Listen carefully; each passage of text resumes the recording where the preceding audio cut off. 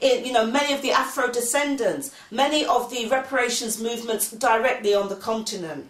And until we're able to create even that framework, then we will not be taken seriously if we understand white supremacy for being what it is.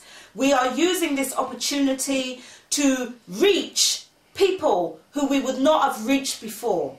And so therefore we have created structures where we can work with allies who are working around global justice issues, who are also part of the solution.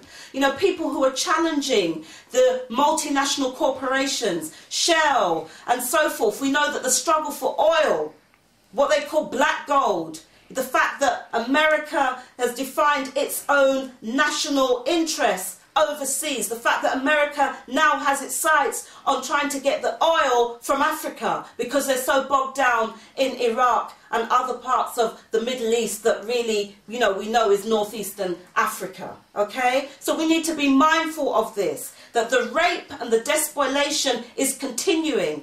How are we linking into the environmental movement? Climate change is the #1 issue in Britain.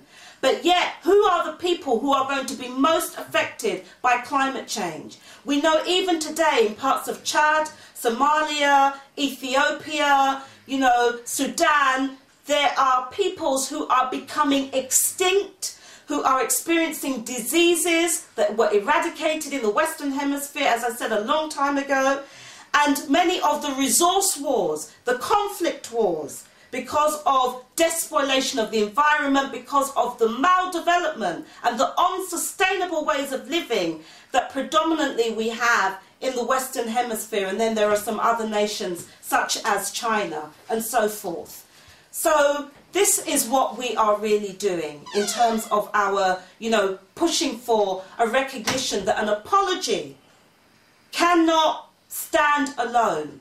An apology must be substantial, so we talk about an apology of substance, and that must be linked to material, concrete, effective, reparative programs and remedies. And so what we have been doing is also having dialogue with the Church of England, with the British government, with multinationals and corporations as to what reparations would mean to us, taking into account the fact that reparations is holistic. It includes rehabilitation. We know it includes restitution, compensation, satisfaction, and guarantees of non-repetition. So we have a whole range of programs and initiatives that really are taken from the global movement. And in the UK, when we speak on behalf of the global movement. So we're able to reflect what reparations looks like for the various movements in the UK.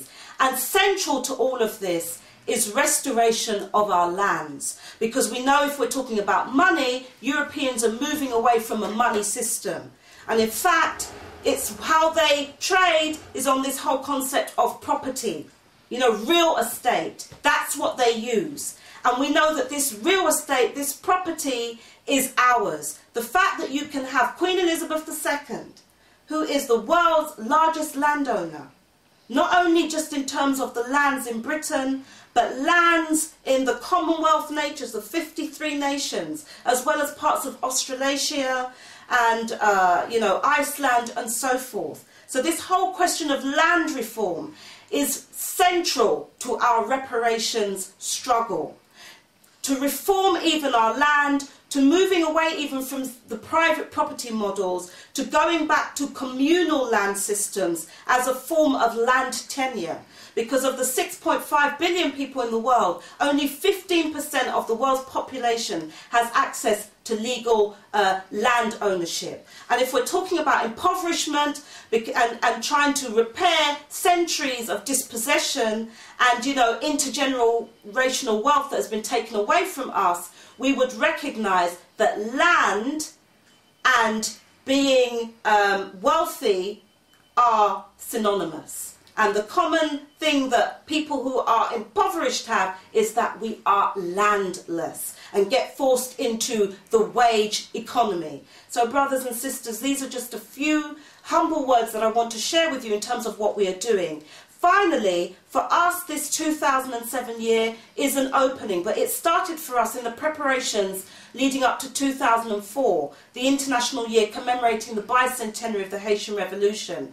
And we are saying that by 2033, which will be the bicentenary of the Abolition of Slavery Act, which then made it so-called illegal in terms of the British colonies, Africa and Africans should be free. So we are stretching this bicentenary. For us, it doesn't start from 2007, which is about them. It starts from the Haitian Revolution bicentenary. And we are saying by 2033, we have structural programs in place. We must have structural change, not only in the Western Hemisphere, not only in North America, not only in the rest of the Americas, not only in Europe, but in Africa, everywhere where we reside. By 2033, Africans and Africans should be free. We should be raising this banner internationally and ensuring that we keep on the offensive until we have total liberation.